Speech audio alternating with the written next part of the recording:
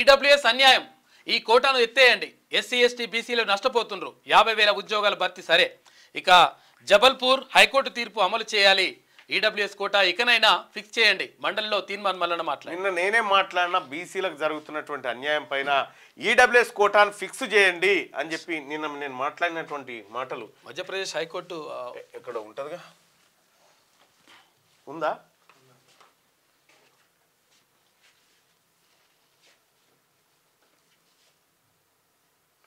Madhya Pradesh high court మంచిగా చెప్తా ఉంటే క్లియర్గా చెప్పింది. అంటే అసలు యాక్చువల్గా ఓపెన్లో ఉన్న వాటిలో 10%, అది కూడా అప్ టు 10% అని చెప్పింది క్లియర్గా.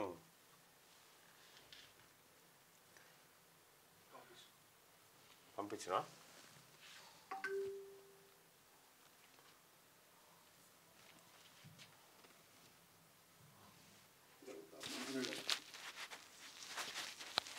ధన్యవాదాలు అధ్యక్ష.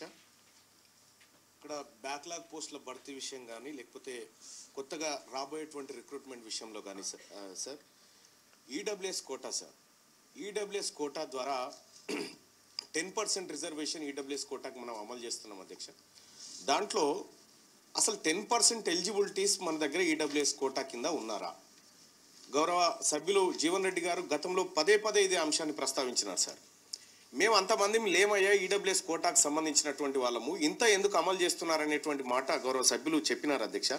సో ఇటీవల భర్తీ చేసిన వాటి 50,000 ఉద్యోగాల విషయంలో రాష్ట్ర ప్రభుత్వానికి కృతజ్ఞతలు తెలియజేస్తూనే ఇందులో ఈడబ్ల్యూఎస్ కోటాకు ఎక్కువ అమలు చేయడం వల్ల ఇందులో బీసీ ఎస్సీ ఎస్టీలకు రావాల్సినటువంటి ఉద్యోగాల విషయంలో కొంత నష్టం జరుగుతుందనే విషయాన్ని సభ దృష్టికి తెస్తా ఉన్నాం అధ్యక్ష. అలాగే ఇప్పుడు రాబోయేటువంటి వాటిలో కూడా జబల్పూర్ హైకోర్టు అధ్యక్ష కేసు నెంబర్ 9692 ఆఫ్ 2021లో వాళ్ళు కేసు వేస్తే మొన్న అధ్యక్ష ఎక్కడ 2024లో తీర్పిస్తూ మొత్తం 100% ఉద్యోగాలు ఉంటే దాంట్లో 50% ఉద్యోగాలు రిజర్వ్డ్ పోగా మిగిలిన 50లోంచి 10% ఈడబ్ల్యూఎస్ వరకు తీసుకోవచ్చు అని చట్టం చెప్తుంది అధ్యక్ష. కానీ మనం ఉన్నటువంటి మొత్తం 100లోంచి 10% తీయడం వల్ల ఇక్కడ బీసీలకు ఎస్సీలకు ఎస్టీలకు అలాగే ఓపెన్ కేటగిరీ అభ్యర్థులకు కూడా నష్టం జరుగుతూ ఉంది అధ్యక్ష. ఇప్పుడు నేను గవర్నమెంట్ని తమ ద్వారా చేసేటువంటి రిక్వెస్ట్ ఏంటంటే అధ్యక్ష, ఈడబ్ల్యూఎస్ కోటా ఫిక్స్ చేయండి. ఈడబ్ల్యూఎస్ కోటా ఫిక్స్ చేయడం ద్వారా దాంట్లో ఒరిజినల్గా ఎలిజిబిలిటీస్ ఎంతమంది ఉన్నారో అంతమందికి ఇవ్వడానికి మనకు అవకాశం ఉంది. రెండోది మిగతా వాళ్ళకి కూడా పోస్టులు పెరిగేటువంటి అవకాశం ఉంటుంది, ఎక్కువ అవకాశాలు కూడా దొరుకుతాయి. ఇప్పుడు ఈడబ్ల్యూఎస్ కోటాను ఫిక్స్ చేసే అవకాశం ఏమన్నా ప్రభుత్వం దగ్గర ఉన్నదా? ఉంటే ఈ కొత్త ఉద్యోగాలు 1,00,000 ఉద్యోగాలు ఏవైతే భర్తీ చేయాల్సి ఉందో వాటిలో బీసీ ఎస్సీ ఎస్టీలకు న్యాయం జరిగే అవకాశం ఉంది. ఆ దిశగా ప్రభుత్వాన్ని ఆలోచించమని రిక్వెస్ట్ చేస్తా ఉన్నా అధ్యక్ష. Honourable deputy CM. ఇది ఈడబ్ల్యూఎస్ కోటాకు సంబంధించి నేను మాట్లాడినటువంటి మాట. అలాగే ఆర్టిజన్ల గురించి కూడా మాట్లాడిన సోదరులారా, ఈ ఆర్టిజన్లది ఆర్టిజన్ల సమస్యలు నాకు రోజు నా దృష్టికి వస్తున్నాయని చెప్పి అక్కడే ఉన్నారు ఎవరు గౌరవ డిప్యూటీ సీఎం గారు బట్టి విక్రమార్క గారు ఉంటే ఆ డిప్యూటీ సీఎం గారు వీళ్ళందరూ ఉన్నప్పుడే నేను మాట్లాడడం జరిగింది. ఆర్టిజన్ల సమస్యలను అసలు ఆర్టిజన్లను 23,000 మందిని రెగ్యులరైజ్ చేస్తున్నాను కేసీఆర్ డాంబికాలు వాళ్ళను ప్రభుత్వ ఉద్యోగులను లెక్క చూపించే ప్రయత్నం చేశాను. కానీ మోసం చేసాడు వాళ్ళని.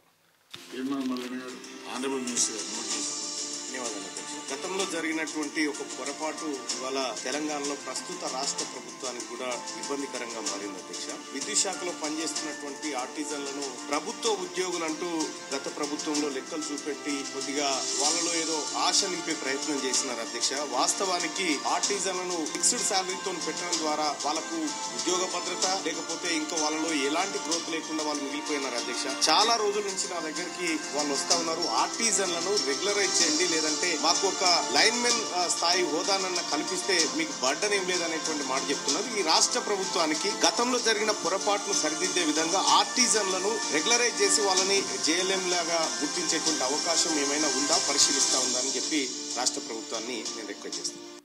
ఇది ఆర్టిజన్ల గురించి మాట్లాడినటువంటి అంశం. తీన్మార్ మల్లన్నకు నా ఎజెండా ఏంది? మీదే పబ్లిక్ ఎజెండా. మీరు ఇక్కడ చెప్పేదే నా ఎజెండా, పబ్లిక్ ఎజెండానే నా ఎజెండా. ఇందిరా పార్క్ ధర్నా, అందుకే రేపు ధర్నా ఇందిరా పార్క్ మీ నిరసన చేసుకునేటువంటి హక్కు ఉంది బాయ్ సాబ్, నేను కాదనట్లేను. ఎస్ఎస్సిఎస్ ఉద్యోగుల పే స్కేల్ అమలు చేయాలని చెప్తా ఉన్నారు. అది నేను అది అడుగుదాం అనుకున్న 2-3 సభ్యులు అది అడుగుడుతోటి సరే ఒక అడిగిరు కదా కొత్త అంశాన్ని అడుగుదాం అనేటువంటి అంశంలో అడిగిన. సో సోదరులారా, ఇక్కడ మీరు చెప్పే ప్రతిదీ నాకు మీదే ఎజెండా. మీరు ఏది ఆదేశిస్తే నేను ఆ పని చేయాలా, నేను మీకోసం పనిచేయాల్సినటువంటి. కాబట్టి నేను అందుకే ఈ కామెంట్స్ ఎందుకు చూస్తూ ఉంటాంటే మీరు ఏమైనా చెప్తారేమో, ఏదైనా ఉంటుందేమో చేయాలి, నేను అడగాల్సింది ఏమైనా ఉంటుందేమో అని చెప్పి. న్యూ రేషన్ కార్డ్స్ ఎప్పుడు 15 తారీఖు సంక్రాంతికి ఇస్తా అని చెప్పి సభ వచ్చింది కదా. ఈడబ్ల్యూఎస్ కుంప ముంచుతుంది బాయ్ సాబ్, కుంప ముంచుతుంది ఈడబ్ల్యూఎస్. జేఎల్ఎం నోటిఫికేషన్ అడుగుతూ ఉన్నారు. 2 lakhs రుణమాఫీ, అసైన్ భూములను రెగ్యులరైజ్ చేయాలని కాంగ్రెస్ హామీ ఏంటో చేస్తున్నది బాయ్ సాబ్. సాక్షర భారత్ కోఆర్డినేటర్ల గురించి మాట్లాడండి, అన్న మండల్లో పాల బిల్లుల గురించి మాట్లాడండి.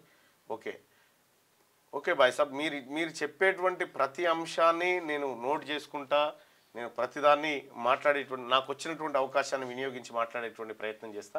నాకు వేరే ఎజెండా లేదు బాయ్ సాబ్, మీదే ఎజెండా. ఇగో బిఎస్ఆర్ ఎంటర్టైన్మెంట్ పీకినో తీయని అంటుండు. అవి ఏందో పెట్టి బాగా ఇబ్బంది అవుతుంది వాళ్ళకు.